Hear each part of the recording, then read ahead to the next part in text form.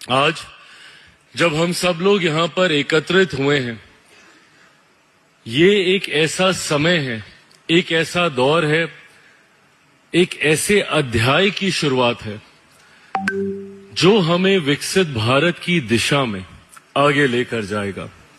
21वीं सदी की अगर हम बात करें तो इसका एक क्वार्टर निकल चुका है। पिछले 25 साल हम लोग बिता चुके हैं और अब अगला क्वार्टर, अगले 25 साल 2025 से लेके 2050 तक का जो समय है, मैं मानता हूं हम सब के लिए ये सबसे ज्यादा क्रूशियल समय है, सबसे ज्यादा डेडिकेशन का समय है, सबसे ज्यादा टारगेट ओरिएंटेड होकर आगे बढ़ने का ये समय है। यहां से अगले 25 साल जिसके बीच में 2047 आता है, जो लक्ष्य हम सब ने अपने लिए तय किया है कि 2047 आते आते तक भारत को एक विकसित देश के तौर पर दुनिया के सामने हम लोग को स्थापित करना है।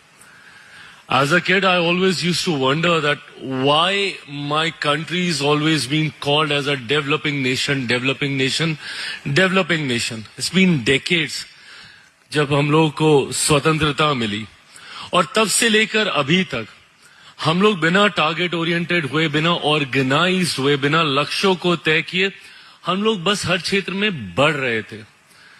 बट आज जब हमारी सरकार ने इस सोच को स्पष्ट किया है कि जरूरी है सबको एकजुट होकर, एकत्रित होकर एक लक्ष्य के साथ आगे बढ़ना, तभी जाकर हम लोग भारत को एक विकसित देश बना पाएंगे।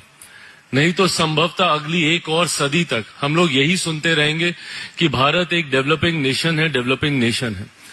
ऐसे में जब हम लोग उस लक्ष्य की ओर अग्रसर हो रहे हैं तो मैं मानता हूं कि it comes with a collective responsibility for all of us to come together और अपना योगदान इस विकसित भारत के निर्माण में दें।